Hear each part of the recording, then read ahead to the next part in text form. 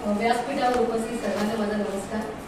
श्रीरामाच्या मंदिरात माझ्यासमोर सर्व माऊली आहेत, त्या माऊल्यांना माझा नमस्कार.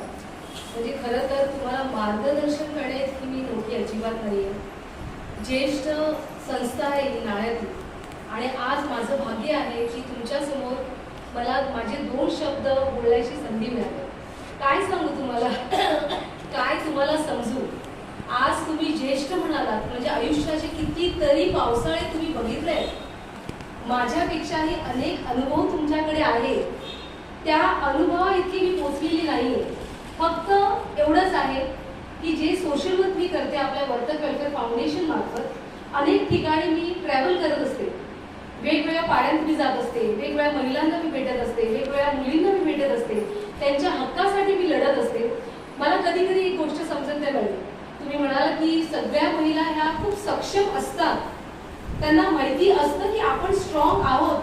तुम्हाला माहिती आहे की नाही की तुम्ही स्ट्रॉंग आहात?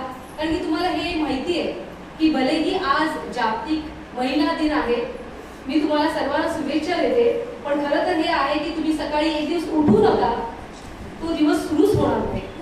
बरोबर. त्यामुळे प्रत्येक दिवस हा महिलांचाच असतो. थँक गॉड 8 तारीख एक नुसती डिक्लेअर केलेली आहे आपल्यासाठी. पण मला कधी कधी असं वाटतं ना की आज 8 मार्च आहे आणि एक 7 मार्च, 2 दिवसापासून थोडी तब्येत ठीक नव्हती माझी.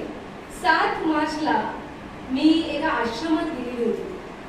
त्या आश्रमात गेल्यानंतर जो आलेला मला अनुभव, ती मला दिसलेली चेहरे सगळ्यांचे, ते आजी आजोबांचे चेहरे, आणि आज मला जे चेहरे दिसतात, म्हणजे 2 वेगवेगळा अनुभव मला 2 दिवसात आला. एक फोटो काढू शकली नाही मी, म्हणजे मला इतकं भरून येत होतं. मला ना नेहमी प्रश्न पडायचा की आश्रम असले पाहिजेत का, आश्रम पाहिजेत का नको. काय वाटते तुम्हाला? नको. मला देखील हेच वाटत होतं की आश्रम ना आधी सर्व बंद झाले पाहिजे. काय आहे ते आश्रम? या मुलांना आई वडिलांचं लक्ष ठेवता येत नाहीये का? अरे भांडा ना तुम्ही. आपण जर आईशी भांडतो तर सासूशी भांडायला काय हरकत आहे, पण एकत्र राहा. पण काल जेव्हा मी आश्रमात गेली तेव्हा माझा विचार करण्याची पद्धत थोडी बदलली. मला एका क्षणाला असं वाटलं की अरे देवा, आज जर ते आश्रम नसतं तर हे 45 आजी आजोबा कुठे असते, त्यांचं काय झालं असतं. एखादं मूल जेव्हा आपल्याला होतं ती आई किती भारावून जाते ना, मला मूल झालंय, मला मूल झालंय. त्याला 2 वर्ष तर त्या बाळाला काही जमतच नसतं. त्याचं नाक पुसण्यापासून त्याची फुले धुण्यापासून आपण सर्व करतो. का तर ते आपलं मूल असतं. मग ती म्हातारी झालेली आजी ते तुमची नसते का? ती तुमची आहे. तुम्हाला वजन व्हायला लागतं त्या आईचं. आश्चर्याची गोष्ट ही असते की सून बाहेरून आलेली असते म्हणून तिला तेवढं अटॅचमेंट नसेल, पण त्या मुलाला देखील ते अटॅचमेंट नाहीये. ह्याचा मोठा धक्का मला बसला. तुम्ही जेव्हा त्या माऊलीला, त्या बेडवरती त्या माऊली होत्या, आज माझ्या ह्या माऊल्या श्रीरामाला मी सांगते, माझ्या सगळ्या महिलांना अशाच छान दिसू दे, छान साड्या घातलेल्या, गोड हसणाऱ्या, शक्तिवंत ते आहेस. तुम्हाला काही मार्गदर्शन करण्याची गरज आहे. तुम्हाला माहितीये आता कोणी कळ काढली का तोंड टाक टाक टाक टाक टाक चालू होईल. तर काही असं नाहीये की तुम्ही म्हणतात स्ट्रॉंग नाही आहात. पण काल जेव्हा मी त्या महिलेला विचारलं, जी सांभाळत होती आश्रम, त्यांना सांगितलं की अरे हे काय आहे, मला फार त्रास होतोय या आश्रमात. मी अनेक आश्रमात जाते पण आज मला माहिती नाही, आज मला भयंकर त्रास होतोय. त्यावेळी ती मला म्हणाली, ऐसा मत सोचो, वो खुश है. ती तिकडे जी आजी दिसते ना, आजी, तिच्या मुलाने लग्नच नाही केलं, त्यांच्या घरात कोणच नाहीये, मग त्यांना ना आम्ही सांभाळतो. ती ना इकडे खुश आहे. विचारा जाते आजीला. मग ती सांगते की तो जो मुलगा आहे ना, तो बाहेर गावी कामाला जातो, मग तिला शुगर हाय असते, ती घरीच मेली असती का, तिची आम्ही काळजी घेतो. मग असं ऐकत असताना ना मला असं वाटलं की अरे बापरे, थँक गॉड आश्रम आहे, नाहीतर हे जे जगतायत ना ते मेले असते, ते जगले नसते. आपल्याला ना महिलांना ना फक्त आनंदाने 2 गोष्टी बोलणारी व्यक्ती पाहिजे असते.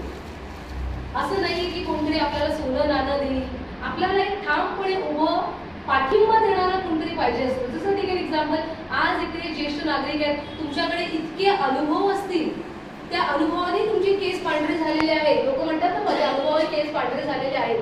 आज मी सून आहे वर्त कुटुंबाची, इथे माझ्या वहिनी आहेत, इथे ज्या वहिन्या बसलेल्या आहेत हे आमचे मामा आहेत, दीपक मामा.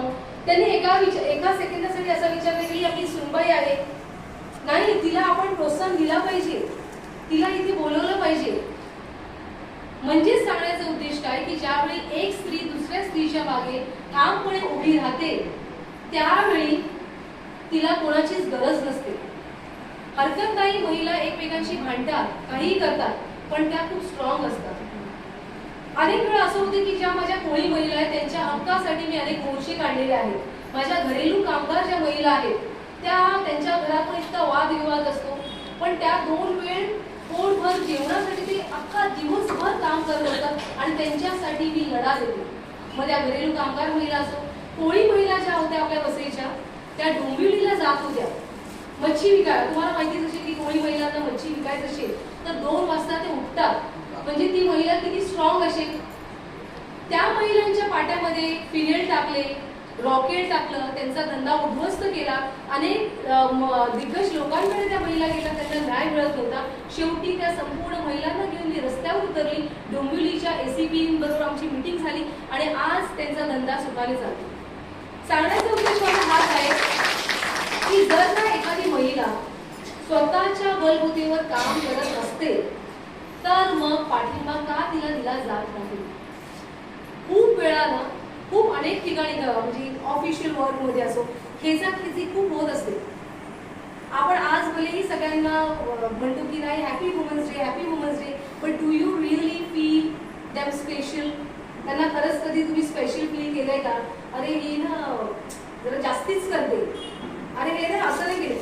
जेव्हा महिला हे स्टॉप करतील ना त्या दिवशी खऱ्या अर्थी वुमन्स डे चालू होतो. बघा आपल्याशिवाय काय पान हलणार नाही.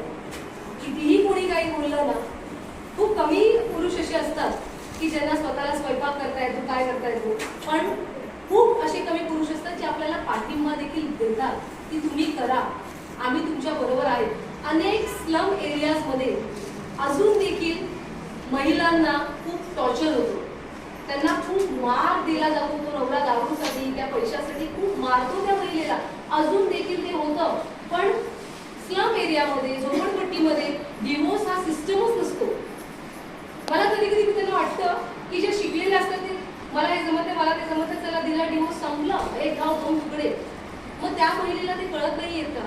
म्हणजे कुठेतरी विचाराचा गॅप आहे. भलेही आपण पुढे शिकत जातो, थोडं तडजोड करायला कुठेतरी आपल्याला आलं पाहिजे.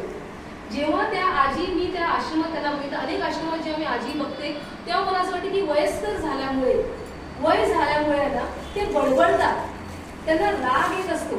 पण मग त्या गोष्टीचा टोकाची जी भूमिका घेतली जाते ती कृपया करून मी माझ्या ज्या यंग पिढी असते त्यांना सांगते, असं करू नका.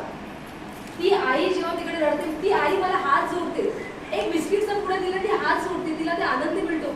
मला लाजिरवाण्यासारखं वाटतं की नाही आई तू मला हात जोडते की मी मोठी नाहीये. म्हणजे असा प्रसंग हा कोणावरच येऊ नये. त्यामुळे ना एक तर जर आश्रम बंद होणार असतील तर मग मुलांनी ती रिस्पॉन्सिबिलिटी घ्या की ज्या आई वडिलांनी तुम्हाला मोठं केलंय त्यांना असं बाहेर काढू नका. कारण की आज हे ज्येष्ठ नागरिक आहेत, उद्या तुम्ही त्यांच्या पावलांवरती येणार आहात. आणि असं म्हणतात ना की जमिनीमध्ये जी बी आपण लावतो तीच उगतं, त्याचं झाड येतं, त्याचंच प्लांट होतं. तर त्यामुळे ना मी काल माझ्या मैत्रिणीला पण सांगितलं, मी ओक्साबोक्से रडत होती तिकडे. मला माहिती नाही, मला फार बेचैन होत होतं की नाही हे मला नाही सहन होत. मी खूप स्ट्रॉंग आहे, मी जर फाईट करते, मी अजून देखील क्रिकेट खेळते, पण मला असं वाटत होतं की माणुसकी फार कमी होत चालली. एकमेकांविषयी थोडासा म्हणतात ना सहानुभूती, थोडं प्रेम कुठेतरी कमी होत चाललं. सो मला असं वाटते की आपण स्ट्रॉंग आहेत, भाषण नाही देत आहे, एक मी फक्त शेअर केलं माझा अनुभव, तर एकमेकांना शेअर करा. तुम्ही जेव्हा ज्येष्ठ नागरिक बसता तेव्हा एकमेकांवर आपले मन हलकं करा. जर तुम्हाला असं वाटतं की नाही, काही आज्या असतात की घरातल्या गोष्टी बाहेर सांगायची नाही, आपली लाजत, असं काहीही होत नसतं. तुम्ही नाही सांगाल पण ते कळत असतं. त्यामुळे मन हलकं करा. तुम्ही एकमेकांशी बोला, मन हलकं करा. तुम्हाला जे हवंय ते तुम्ही अजून देखील करू शकता. कोणत्याच गोष्टीला वय नसतं. Age is just a number असं म्हणतात आणि ते फॅक्ट आहे. तुम्हाला हवंय ते खा. अच्छा, शुगर झाले तर मग तुम्ही मोजकंच खा. तुम्हाला जसं हवंय ना, आत्ता ज्येष्ठ नागरिकांमध्ये तुम्ही पोहोचलेला आहात, त्यामुळे इतका विचार करू नका की ही काय म्हणेल. त्यांना तुमच्यात इंटरेस्ट नसतो की तुम्ही काय म्हणते. आता इथे व्यासपीठावरती माझ्या नगरसेविका आहेत, त्यामुळे मी त्यांना एक सांगते की तुम्ही कॅम्प घ्या. त्यांचा आभा कार्ड, आयुष्यमान भारत कार्ड आणि सिनियर सिटीजनना जे काही योजना मिळाल्या पाहिजे, तुमचा आभा कार्ड, आयुष्यमान भारत कार्ड झालंय का? नसतील तर प्लीज कॅम्प घ्या मॅडम, आणि तुमचं काढून घ्या लवकरात लवकर. काही योजना ज्या पैसे मिळतात त्या त्यांच्यापर्यंत पोहोचल्या पाहिजे. हे सगळं झालं पाहिजे. तर त्यामुळे तुम्हाला जर का माझ्याशी काही संवाद साधायचा आहे, आता आपलं फाउंडेशन करत असलेलं काम, फाउंडेशनचा एक उद्देश असा होता की कोणीही उपाशी झोपू नये. पण अनेक ठिकाणी जेव्हा मी लग्न कार्याला जायची, मी बघायची की असेच अन्न वेस्ट होतं. एक 80 वर्षाची आजी आहे, तिचा कोविडमध्ये मुलगा वारला आणि तिच्या सुनेला लकवा झाला. त्यांना 3 मुलं होती. ती 80 वर्षाची आजी त्यांचा सांभाळ करते. म्हणजे सांगण्याचा उद्देश हा आहे की महिला किती स्ट्रॉंग आहेत याचं जिवंत उदाहरण आहे. ती आजी सांगते, ती 80 वर्षाची आजी सांगते, 10 वर्ष ती पोरं मोठी होतील, म्हणजे तिला कॉन्फिडन्स आहे की ती 10 वर्ष जगणार आहे. म्हणजे विचार आपण केला पाहिजे. आपण काय म्हणतो, देवा रे झाले रे बाबा, माझं सगळं झालं, आता तू लिहे मला. म्हणजे आपण जे बोलतो ना, असं माझी आई म्हणायची, आपण जे म्हणतो ते कधी कधी देव तथास्तू करतो. त्यामुळे देवळात आहोत आपण, जे बोलाल ते नीट विचार करून बोला, कारण की आपल्याला देव कधी तथास्तू करेल सांगता येत नाही. तो त्यामुळे 8 मार्चच्या सर्वांना जागतिक महिला दिनाच्या हार्दिक शुभेच्छा. एन्जॉय युअर लाईफ आणि जसं हवं